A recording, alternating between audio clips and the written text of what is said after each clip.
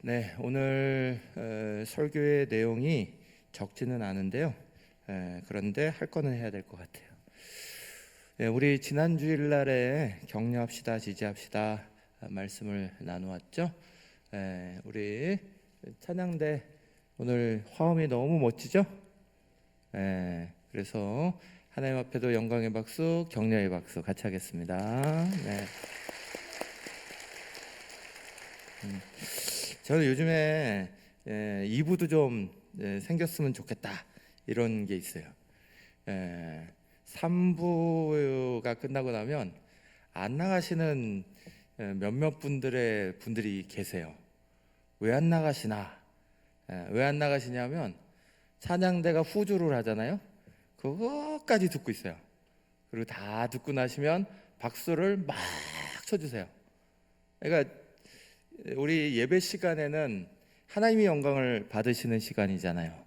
그러니까 그 시간에 우리가 막 이렇게 박수를 막 못 치잖아요. 그런데 얼마나 열심히 하고 준비하고 그랬어요. 그러니까 이제 3부 끝나고는 밖에 3부 예배를 드리신 분들이 안 나가시고 끝까지 남으셨고 막 격려해 주시고 하시는 분이 있어요. 2부에도 그런 분들이 좀 있으시면 좋겠다. 많으시기를 축원합니다. 격려하고 지지하는 게 어려운 일이 아니에요. 박수 쳐주는 거죠, 그죠? 그리고 옆에서 같이 이렇게 해주는 거예요. 그러면 더 잘하잖아요, 그죠? 그래서 우리가 그렇게 많이 그러시면 좋겠다. 자, 이제부터 설교하겠습니다. 썬다싱이라는 분이 히말라야 산을 이렇게 막 넘어가고 있었습니다. 날씨가 엄청나게 춥고 힘들었습니다. 그 고갯길을 넘어가는데 일행들 몇 명과 막 가는 길이 굉장히 어려웠습니다. 그 길을 넘어가는데 앞에 있는 한 분이 가다가 저렇게 와장창 하셨습니다. 그래서 넘어지시면서 다치셨는지 어쨌는지 그 추위에 나는 못 가 이렇게 되신 거예요. 다 그런 사람들도 가뜩이나 춥고 그 어려운 길을 넘어가야 하는데 다들 고민에 빠졌습니다. 앞에 가던 사람 하나가 자기는 그냥 가겠다 그러면서 넘어갔어요. 썬다싱이 주저하지 않고 그분을 들어맸습니다. 그리고 그 험한 길을 들러엎고 가기 시작했어요. 당연히 일행들과 뒤처지기 시작했습니다. 그래서 어렵게 그 고개를 넘어가고 그 길을 딱 넘어가는데 거의 다 올라왔을 무렵에 한쪽에 보니까 한 사람이 추위에 바들바들 떨다가 결국은 죽어 있는 모습을 봤어요. 그 사람이 앞에 먼저 가던 사람이었어요. 거기에서 썬다싱이 큰 충격을 받았다 그래요. 그러면서 깨달았다 그래요. 자기는 지금 올라오면서 힘은 엄청나게 들었지만 땀이 뻘뻘 날 정도로 덥게 느껴졌거든요. 그런데 그분은 추위에 혼자 결국은 돌아가신 거예요.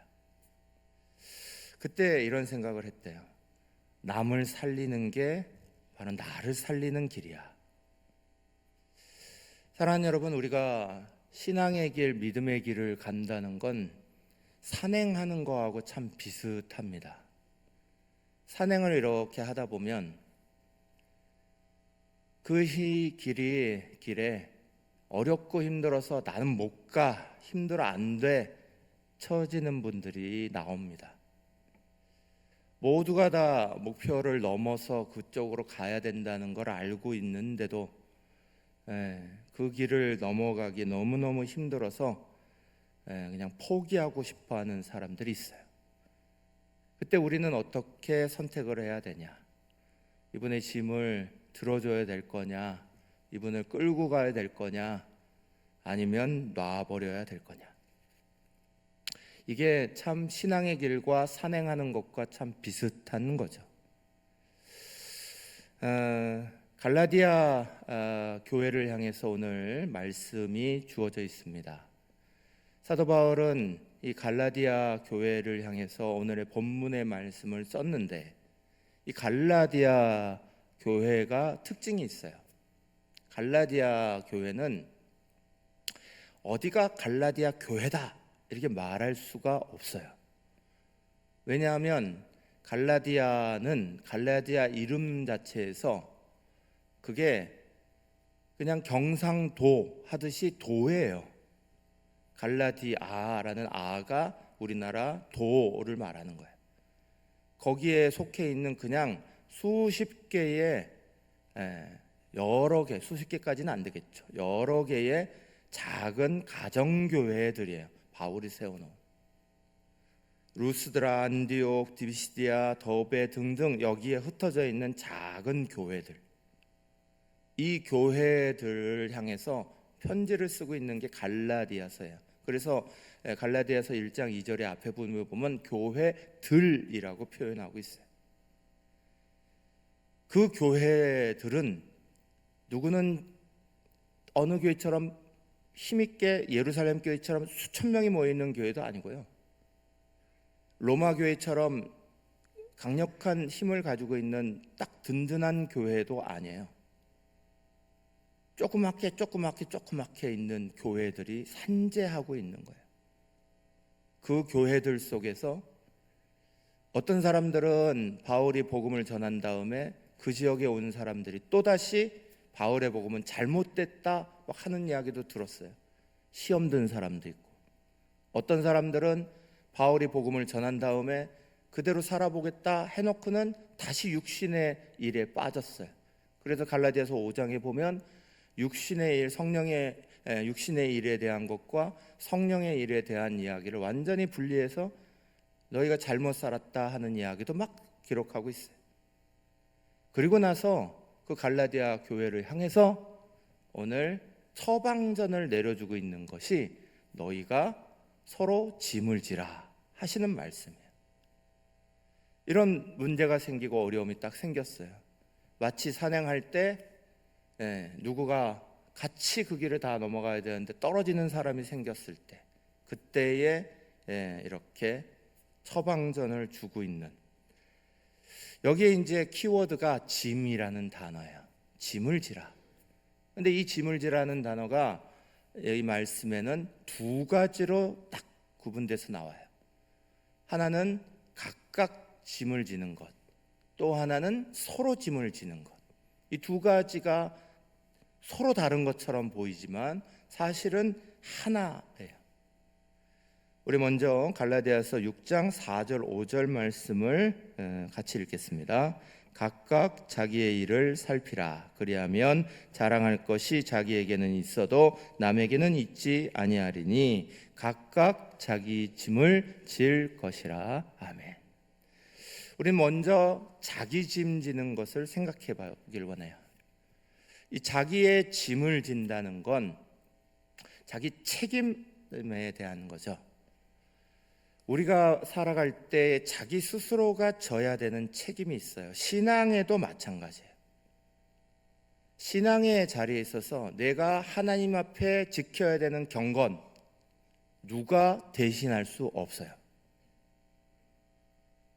경건의 자리를 만들어내는 거, 이거 본인이 만들어내는 거지. 아무리 예배의 자리를 만들어 놓고 기도의 자리를 만들어 놓고 밥상을 차려놔도 밥을 떠먹는 사람은 자기 자신이지, 그거를 떠다 먹여서 소화시켜 줄 수는 없다는 거예요. 자기 책임이에요. 그걸 성경은 분명히 해요. 마태복음 10장 38절 예수님도 이렇게 말씀하셨어요. 또 자기 십자가를 지고 나를 따르지 않는 자도 내게 합당하지 아니하니라 그랬어요. 자기 십자가는 자기가 분명히 져야 하는 거예요. 우리의 삶의 자리 안에서 내가 하나님과의 관계를 지켜나가야 하는 거, 내가 그것을 분명히 해야 되는 것을 그저 남이 해주겠지, 남이 만들어주겠지라고 이러는 건 분명히 문제가 있어요. 그건 가정, 교회, 직장, 사회, 국가 어디나 다 마찬가지.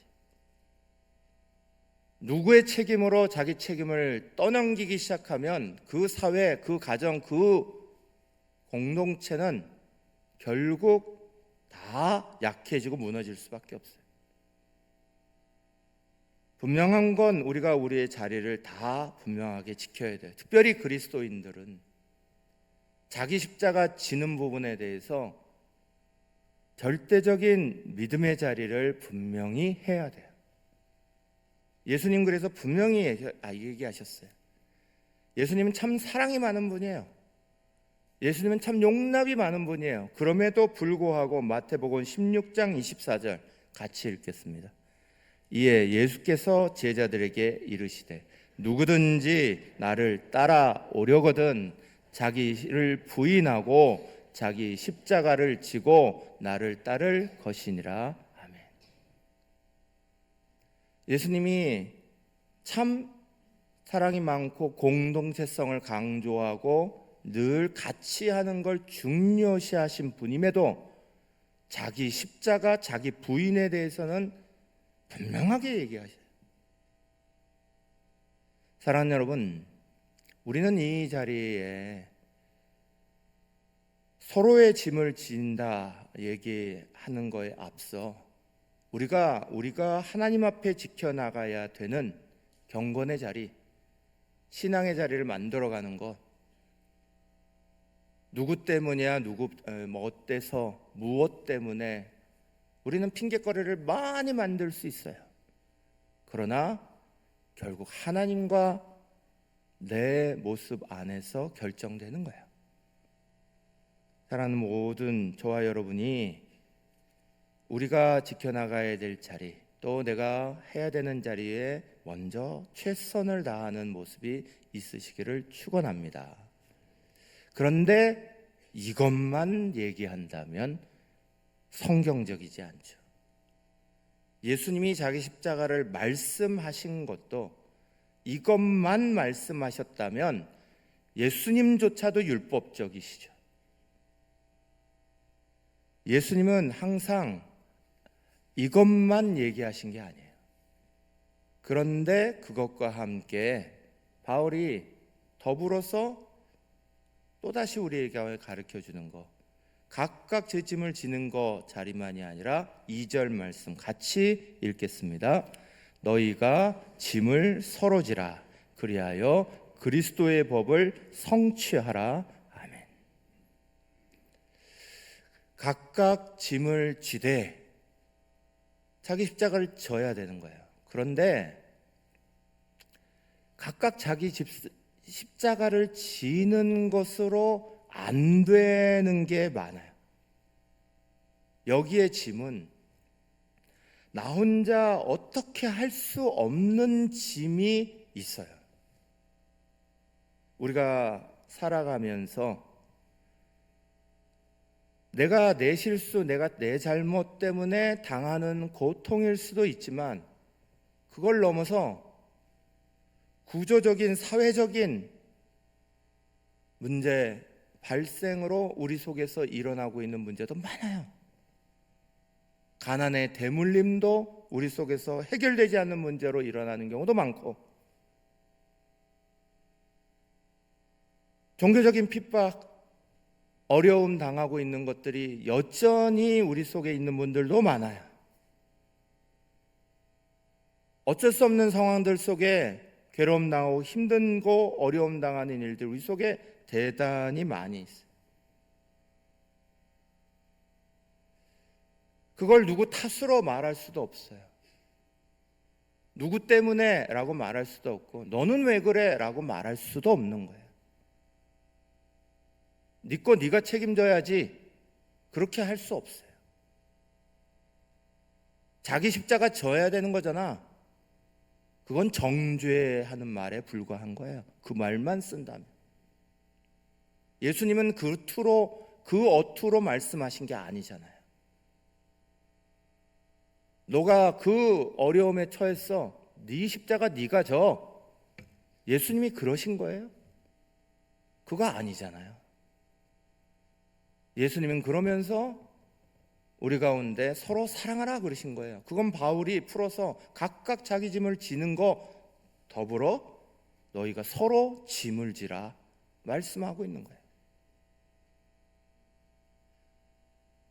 제가 글을 이렇게 찾아 읽어보다 보니까요, 너희가 짐을 서로 지라, 너희가 짐을 지라, 이런 이야기가 이게 당시에 통용되던 시대 언어를 채용한 거라는 걸 알게 됐어요. 이게 무슨 말이냐? 우리 식으로 말하면 우리 몇 년 전에 우리나라에서 많이 쓰던 말이 고통분담 이런 말이에요. 이 말을 같이 그냥 성경적인 용어로 가져와서 편지에 넣어서 보냈다는 거예요. 고통분담 합시다 이런 얘기예요. 같이 어려운데 같이 이것들을 함께 해야 우리가 맞는 거예요. 어려움 같이 당했잖아. 거기에 빠질라 하지 말고 같이 참여하세요. 이 얘기를 하고 있는 거예요. 그러면서 이것이 그리스도의 법을 성취하는 거다. 그리스도의 법이 뭐예요? 모세의 법은 하나님 사랑, 이웃 사랑 이걸 축약한 거지만 그리스도의 법은 이것을 확장시켜서 서로 사랑하라로 가신 거예요. 그래서 갈라디아서 5장 14절 우리 읽은 본문의 앞부분에는 온 율법은 내 이웃 사랑하기를 내 자신과 같이 하라 하신 말씀에 이루어졌나니 라고 기록되고 있어요. 이웃 사랑하는 것을 예수님이 실천하심으로 말미암아 사랑의 완성, 율법의 완성을 가져오신 거잖아요. 우리가 지금 사순절 들어갔어요. 우리가 사순절 들어가면 예수님에 대해서 가장 많이 읽는 말씀의 본문이 이사야서 53장이에요. 이사야서 53장에 제일 많이 나오는 말씀이 뭔지 아세요? 짊어지셨다는 거예요. 이사야서 53장 4절 그는 실로 우리의 질고를 지고 이렇게 시작해요. 그분이 우리의 질고를 대신 지셨다는 거예요. 짊어지셨다. 이사야서 53장 12절 거기에 후반절에도 보면 그가 많은 사람의 죄를 담당하고 죄를 짊어지셨다. 죄를 짊어지신 고난의 종이다. 우리는 그래서 그분을 고난의 종이다 그렇게 불러요. 짊어지신 거예요. 요한은 요한복음 1장 29절에서 이렇게 표현했어요. 보라, 세상 죄를 지고 가는 하나님의 어린 양이다. 그분은 우리가 가지고 있는 죄, 우리가 가지고 있는 어려움, 아픔을 짊어지셨잖아요. 대신 지셨어요. 그리스도는 우리의 죄악, 그러면 그 죄악의 자리가 뭐예요? 잘못, 실수, 내가 느끼는 좌절, 절망, 그거 짊어지셨어요. 내가 느끼는 아픔, 고통, 그거 짊어지셨어요. 그것을 우리의 질고를 지고 라고 표현하신 거예요. 그리고 그 자리에 죽음의 자리를 짊어지고 십자가를 대신 지신 거잖아요. 우리 주님의 사랑의 표현은 대신 짊어지신 거예요. 서로 사랑하라 말씀하시기 이전에 주님이 우리에게 보여주신 그 사랑의 모습은 짊어져 주신 거예요. 우리에게도 이것을 말씀하고 계시는 거예요.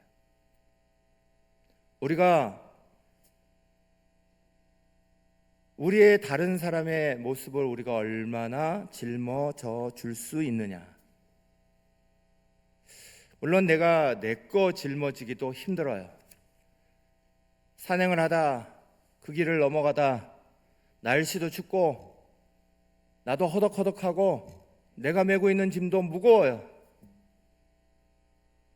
그래서 그 길을 나도 넘어갈지 안 넘어갈지 모르겠는데 하고 넘어간 사람과 그럼에도 짊어지고 같이 가야지 한 사람이 어떻게 달랐다는 걸 썬다싱이 우리 가운데 보여줬잖아요. 혼자 넘어간다는 거 갈 수 있을 것 같아요. 될 것 같아요. 그런데 성경은 오히려 남의 것을 함께 짊어지고 가야 넘어간다라고 가르치시는 거예요. 참 아이러니죠. 내 것도 힘든데 어떻게 남의 것까지 짊어져야 넘어갈 수 있대요? 아이러니죠. 근데 성경에는 이런 아이러니가 참 많아요. 역설적인 진리가 참 많아요. 성경은 세상의 방법대로 우리에게 말씀하지 않아요. 그런데 그걸 지키면 그 놀라운 복과 은혜가 우리의 삶에 들어오는 걸 우리는 신앙의 체험으로 경험하고 알게 되는 거예요. 오늘 이 두 가지의 짐, 자기 짐, 짊어져야 되는 다른 사람의 짐, 이 다른 것 같은데 같이 하라는 거예요. 이 말씀이 통합되어 있는 말씀이 사실은 갈라디아서 6장 1절의 말씀이에요. 같이 읽겠습니다. 형제들아, 사람이 만일 무슨 범죄한 일이 드러나거든 신령한 너희는 온유한 심령으로 그러한 자를 바로잡고 너 자신을 살펴보아 너도 시험을 받을까 두려워하라. 아멘. 여러분, 이 말씀에 잘 보세요. 사람이 무슨 범죄한 일이 드러나거든부터 시작해요.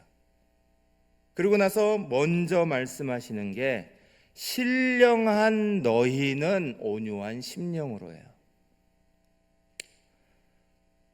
신령한 너희가 어떻게 만들어져요? 우리가 그냥 가만히 있으면 신령해져요? 아니죠. 갈라디아서 6장 바로 앞에는 그래서 성령의 열매를 말씀하시는 거예요. 성령 충만한 삶을 살아가고 있는 그리스도인들에 대해서 말하는 거예요. 그리스도인들은 성령 충만한 삶을 살아야 돼요. 자기를 위해서도 성령 충만하게 살아야 하지만 남을 위해서도 성령 충만하게 살아야 되는 거예요. 고린도전서 2장 11절 사람의 일은 사람의 속에 있는 영 외에 누가 알리요? 이와 같이 하나님의 일도 하나님의 영 외에는 아무도 알지 못하느니라. 아멘. 하나님의 영의 메인사인들 아니면 신령한 너희는 온유한 심령으로 그러한 자를 바로잡고라는 말을 이해할 수 없어요. 신령한 너희가 되지 않으면 하나님의 성품, 성령의 충만한 성품, 온유한 성품으로 다른 사람을 접근하지 않아요. 네 십자가는 네가 져. 너 왜 이렇게 됐는데? 라고 말하죠. 너 문제잖아. 내가 어디까지 관여해야 되는 거야? 라고 말하게 돼요. 그러나 성령에 충만한 사람이 그렇게 말하지 않는다는 거예요. 힘든 사람에게는 왜 그렇게 됐어는 아무런 의미가 없는 질문이잖아요. 그냥 누군가가 그 짐을 짊어져 주는 게 그냥 필요할 뿐이죠.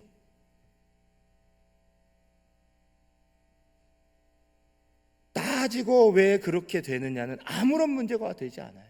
그래서 온유한 심령으로 다가가라고 말하는 거예요.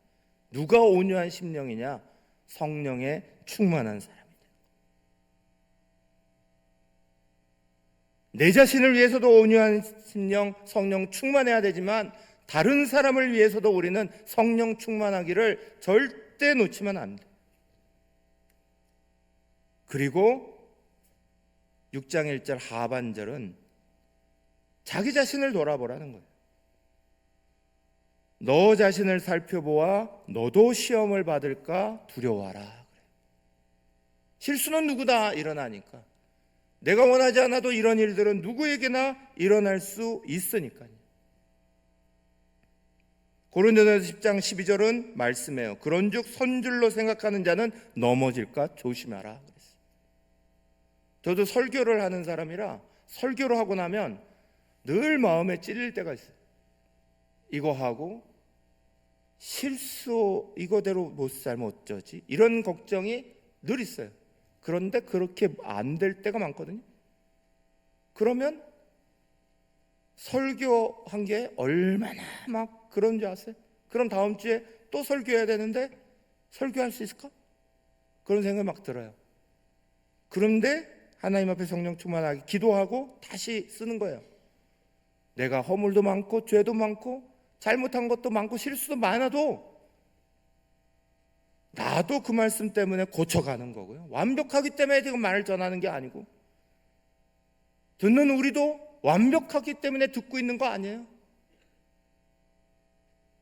달라스 신학교 총장이었던 유명한 설교이던 척스윈돌이라는 목사님이 어느 날 설교할 때 그리스도인들은 교통 질서부터 잘 지켜야 합니다, 이런 설교를 하셨어요. 그러고 나서 오후에 일이 있어서 나가시는데 딱 나가시면서 벌써 하는 사이에 신호가 바뀌어 버렸어요. 그리고 툭 통과하게 됐어요. 근데 아차 하는 순간을 느꼈어요. 아, 이거 어겼네 순간을 느꼈어요. 그러나 순간적으로 옆으로 탁 돌아보셨대요. 아니나 달러 누가 서 있는 거야. 교인이 보이시더래. 보셨을까 안 보셨을까 하면서 그냥 쭉 달려가셨는데 그날 밤에 전화가 오시더래. 목사님 내일 저기 어디서 좀 보셨으면 좋겠어요 그러시더래요. 두근반 세근반 막 그러셔갖고 다음날 어떻게 기도하면서 나가셨어요. 나갔더니 아니나 다를라 그분만 온 게 아니라 다른 몇몇 분이 같이 이렇게 앉아 계시더래요. 목사님이 앞에다가 준비한 목걸이를 탁 메고 들어갔어요. 그걸 보고 뭐라고 써있냐, 나는 죄인입니다, 이렇게 하고 들어갔대요. 사람들이 보고는 픽 웃으셨죠. 그걸 보이는 순간 뒤를 탁 도셨대요. 거기에 팻말이 하나 더 붙어 있었대요. 누구든지 죄 없는 사람이 먼저 돌로 치세요, 이랬어요. 누구든지 실수해요. 누구든지 어려움에 빠질 수 있어요. 그런데 그걸 우리는 함께 넘어가는 자리를 만들 거냐 아니면 따지고 들어갈 자리를 만들 거냐, 그건 전혀 다른 얘기가 되는 거예요. 자기 십자가 그건 나에 대한 이야기예요. 다른 사람에게 적용하면 안 돼요. 오늘 말씀은 갈라디아서 6장 1절 상반절에 이렇게 시작했다고 분명히 말씀드렸어요. 형제들아 사람이 만일 무슨 범죄한 일이 드러나거든 그랬어요. 범죄한 일이 드러나거든. 여기에 대한 정확한 해석을 여기에 쓰지는 못했어요. 번역을 하지는 못했어요. 이건 혼자 힘으로 빠져나올 수 없는 궁지에 빠졌다는 거예요. 오늘 우리의 삶에도 그런 일들이 종종 일어날 수 있어요. 그런 사람들이 온유한 심령으로 그러한 사람을 바로잡고라는 단어가 회복시켜라라는 단어예요. 회복시키는 방법을 우리는 잘 고민해야 돼요. 유명한 사건이 하나 있었어요. 바티칸 성당에 피에타 상이라고 미켈란젤로가 너무너무 사랑했던 조각상이 있죠. 그리스도가 십자가에 달리셨다가 내려오시는 걸 어머니 마리아가 끌어안고 있는 장면이에요. 그걸 미켈란젤로가 만들었어요. 그 옷자락에 이걸 얼마나 잘 만들었는지 미켈란젤로가 마리아의 옷자락에다가 자기 친필 서명을 남겼어요. 애착이 가는 작품이죠. 피에타. 그런데 그걸 어떤 청년이 철책을 넘고 들어가서 망치로 깨버렸어요. 이걸 복원해야 되잖아요. 복원을 어떻게 한 줄 아세요? 최고의 조각가 팀을 먼저 모았어요. 근데 그 조각가 팀이 딱 들어가서 바로 조각을 막 붙이지 않았어요. 몇 달을 쳐다봤대요. 그 피에타상 자체를, 남은 부분을 다 몇 달을 쳐다봤대요. 미켈란젤로가 느꼈을 환희와 고통과 감동과 그 모든 거를 계속 몇 달을 쳐다보다가, 그러다가 회복 작업을 시작했다는 거예요. 완벽하게 복원했대요. 또 다른 기사 하나를 봤어요. 어느 마을에 예수님 프레스코 화가 있는데 그게 사람들이 하도 만져갖고 낡아 떨어졌어요. 마을에 있는 화가 하나가 나섰어요. 자기가 고치겠다고. 고쳐왔어요. 원숭이상을 만들어놨어요. 유명한 그림이 됐어요. 그래서 원숭이 그리스도, 이렇게. 여러분, 오늘 우리의 삶에 회복의 자리, 은혜의 자리를 나누는 거 그냥 내 맘대로 확확 들어간다고 되는 거 아니잖아요. 시간이 필요하고 기다려줘야 되는 거고, 짐을 질 땐 우리에게 하나님이 말씀하시는 귀한 은혜의 자리 필요한 거예요. 가장 중요한 건 성령의 충만한 은혜가 없으면 서로 짐을 질 수 없다는 거예요. 사랑하는 여러분, 저와 여러분 모두가 오늘 우리가 짐을 져야 될 것들이 참 많습니다. 오늘 세계선교주일 시간이 많이 갔지만 세계선교주일 지나가고 있는데 제가 참 감사했어요. 지난 5년 동안 훈련하셨던 분들이 90%가 움직이지 않으셨더라고요. 똑같이 90%가 5년을 후원해 주셔서 지금까지 그 선교사님들 그 자리를 잘 지켜주신 거예요. 1차 작정이 이제 끝났어요. 2차 작정 기간으로 들어가는 거예요. 1차 작정 기간을 지켜주셨듯이 2차 작정 기간도 해주지 않으시면 선교사님들은 그 자리를 빠져나와야 돼요. 그들의 짐을 함께 져주지 않으면 그들이 나와야 돼요. 사랑하는 여러분들이 우리가 함께 져야 될 자리가 무엇일까? 또 오늘 우리의 같이 가야 될 자리가 무엇일까? 함께 말씀 속에 고민하고 나아가는 복된 성도들 되시기를 축원합니다.